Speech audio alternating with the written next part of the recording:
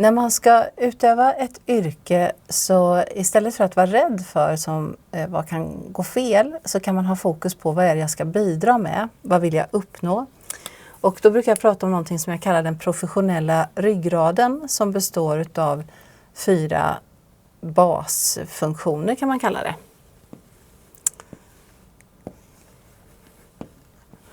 Och allra längst ner så har jag placerat etik. Att när vi befinner oss i ett yrkessammanhang så behöver vi ha en riktning för det vi ska bidra med. Så att etik, det är ju ett jättestort område, och det handlar om att vi ska göra det som är hjälpsamt och bidrar. Det är lätt att fastna i vad är rätt och vad är fel. Men där behöver man också utgå ifrån sammanhang och intention i det man gör. Så man kan prata om att etik handlar om att ha en riktning utifrån att man vill bidra till någonting som är värdefullt. Det här vill vi använda våra resurser till, det här vill vi använda oss själva till. Men då väljer man någonting. Och när man väljer någonting, att det här ska vi använda, så behöver man komma ihåg att samtidigt så avstår man någonting annat. Och att välja och avstå handlar ju om att prioritera. Så att kunna ta beslut är något av det viktigaste professionellt, och då är det mycket lättare att kunna göra det i olika situationer om jag har en riktning för vad det är vi ska bidra till. Inte vad som inte får hända, utan vad vi vill bidra till. Och sen kommer utfallet ändå kunna bli ogynnsamt, apropå att allt liv slutar med död. Så när man jobbar i sjukvården så kommer livet ändå ta slut någon gång. Men har vi gjort det som var rimligt i förhållande till den pågående situationen? Och då har vi en annan funktion som jag brukar sätta överst.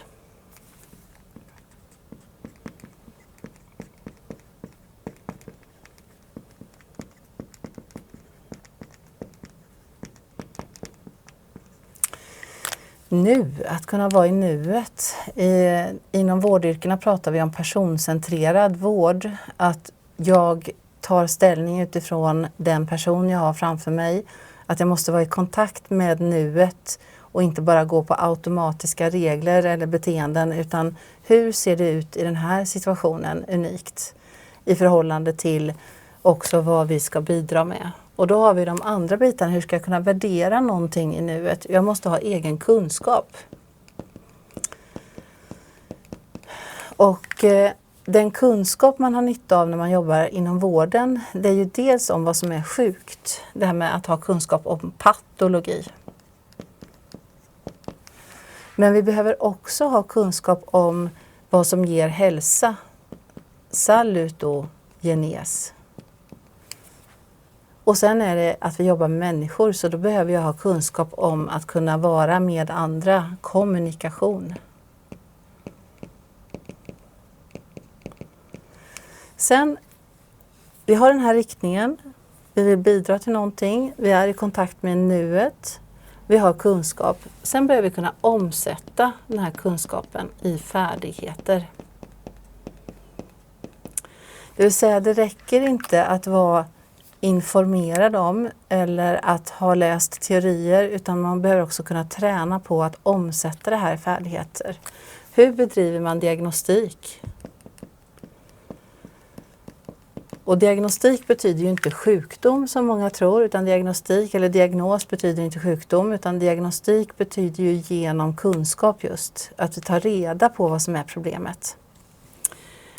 Och sen behöver man veta vad som ger hälsa, så man behöver kunna ta ställning